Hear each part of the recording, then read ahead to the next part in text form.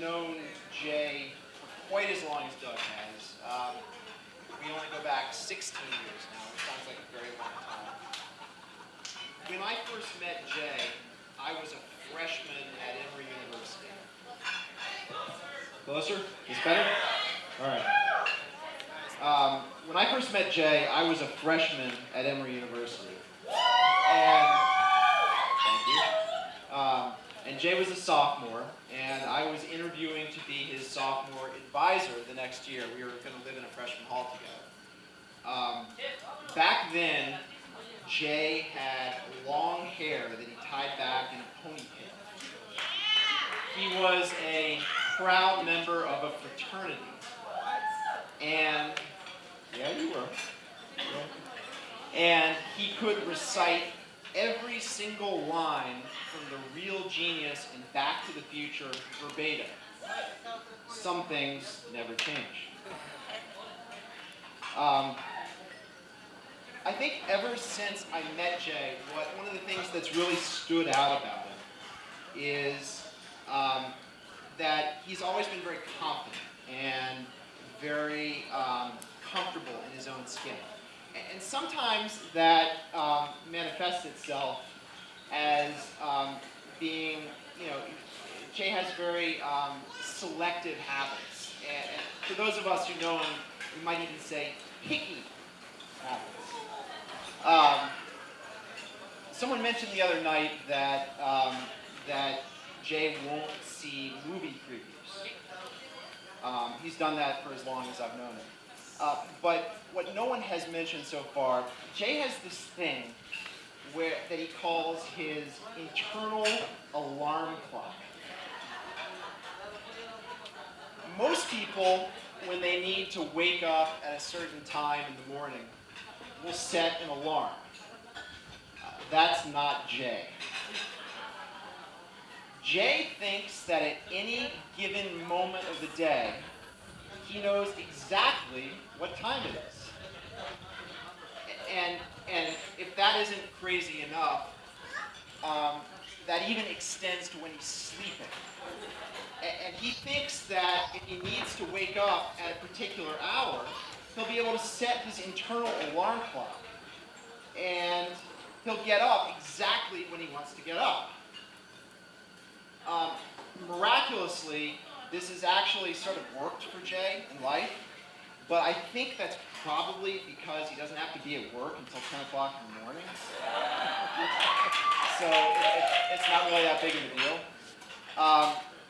No, but on a more serious note, Jay has always had a great sense of self-confidence, and I think maybe one of the better examples of that is when he was a senior, I guess, at Emory, and I was a junior.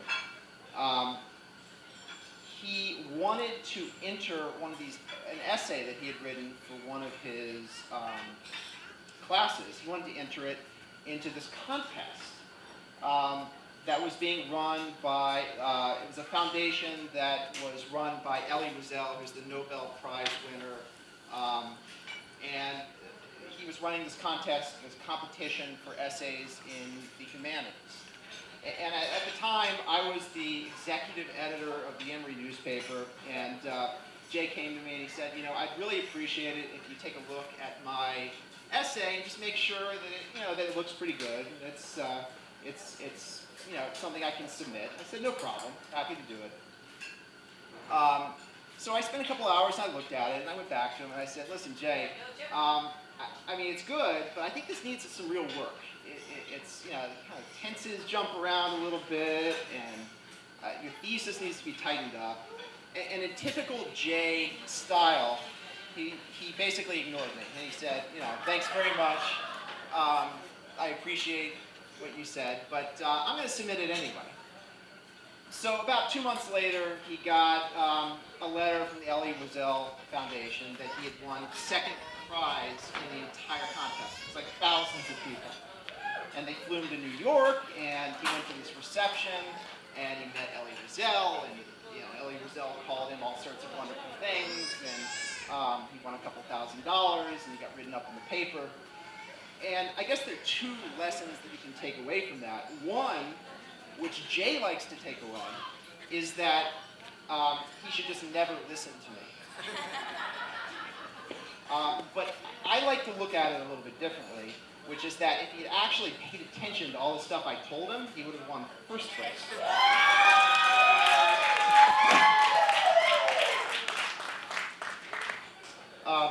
No, there's really not enough time to discuss all of the peculiar habits or interesting things about Jay that make him great as a person. But one thing I did want to talk about was Jay's confidence in terms of the way that he is and the way that he selects the people that he hangs out with in life, his friends.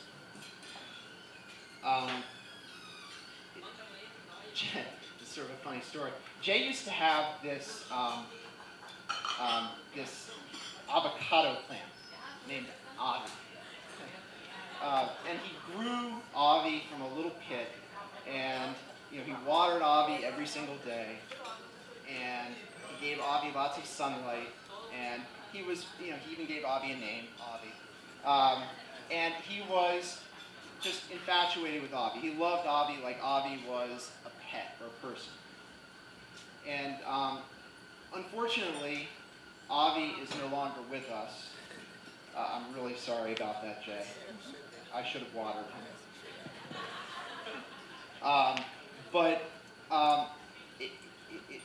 Jay, the way Jay is around all of his friends is he really treats his friends like he treated Avi.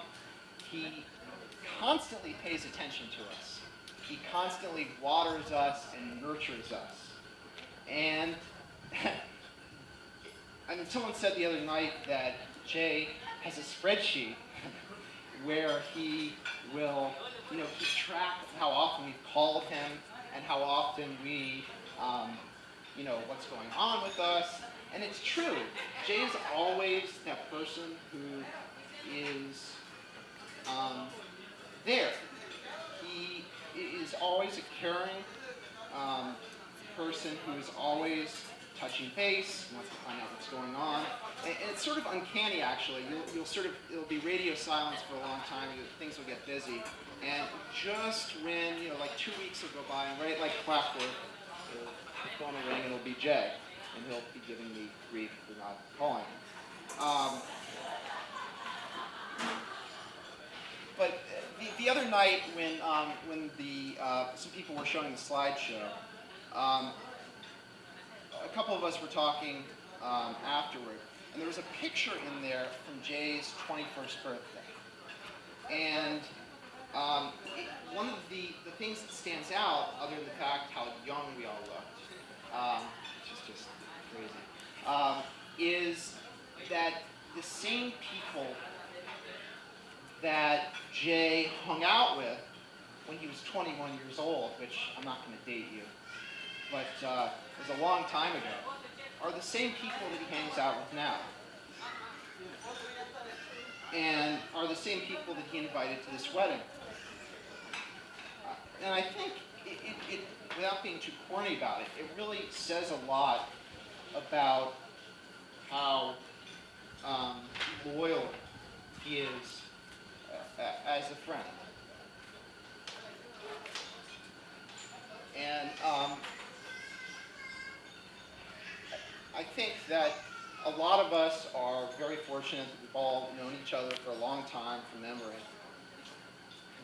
And we've all been very good friends, and it's been a very long time. And it's sort of uncanny how I think a lot of that is due to Jay.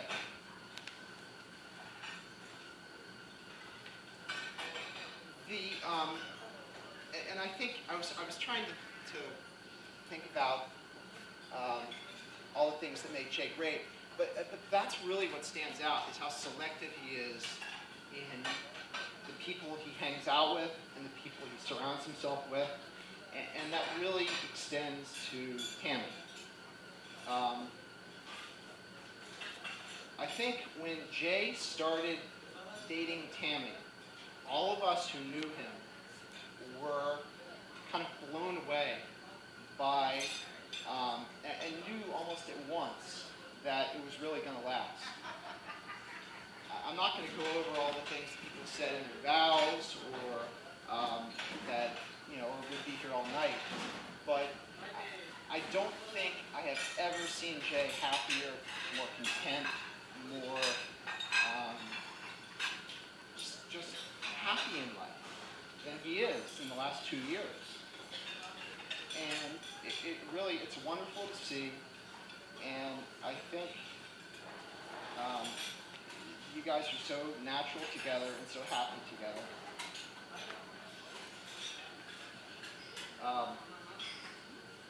And hopefully, you guys, I hope you never change. It's wonderful to be here. It's a great. I'm very honored that you asked me to be up here. You guys are very social people and have a lot of friends. And I know that I always knew, Joe, that you would have a small wedding not because you didn't have a lot of friends who you're close with and that people you like to see and hang out with, but you're selective and you like to surround yourself with people who you really care about.